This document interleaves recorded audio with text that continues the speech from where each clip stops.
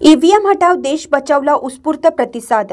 विधानसभा निवडणुका पुन्हा घेण्याची मागणी। ईव्हीएम हटाव देश बचावच्या मागणीला आज कोल्हापुरात नागरिकांचा उत्स्फूर्त प्रतिसाद मिळाला। विधानसभा निवडणुका पुन्हा घेण्याची मागणी यावेळी करण्यात आली। पुण्यामध्ये ज्येष्ठ समाजवादी नेते डॉक्टर बाबा आढाव यांनी आत्मक्लेश आंदोलन केलं आहे। त्या आंदोलनाला पाठिंबा म्हणून येथील आम्ही भारतीयांच्या वतीनं पापाची तिकटी येथील महात्मा गांधी पुतळ्याजवळ आंदोलन करण्यात आलं।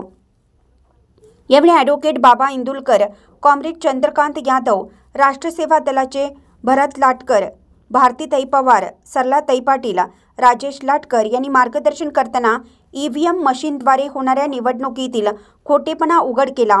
सर्वांनीच विधानसभा बरखास्त करून पुन्हा मतपत्रिकेवर निवडणुका घेण्याची मागणी यावेळी करण्यात आली। जिंदाबाद जिंदाबाद, संविधान जिंदाबाद, लोकशाही जिंदाबाद, ईव्हीएम मुर्दाबाद मुर्दाबाद, घाबरताय काय उत्तर द्या, अशा घोषणा देण्यात आल्या।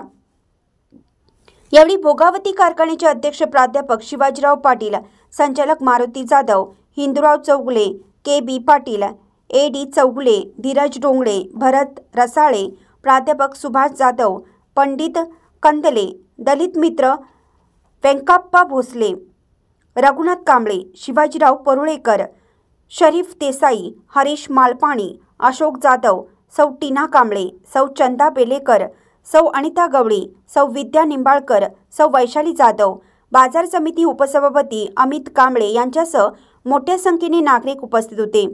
आंदोलनाला पाठिंबा देण्यासाठी महिलांची संख्या लक्षणीय होती।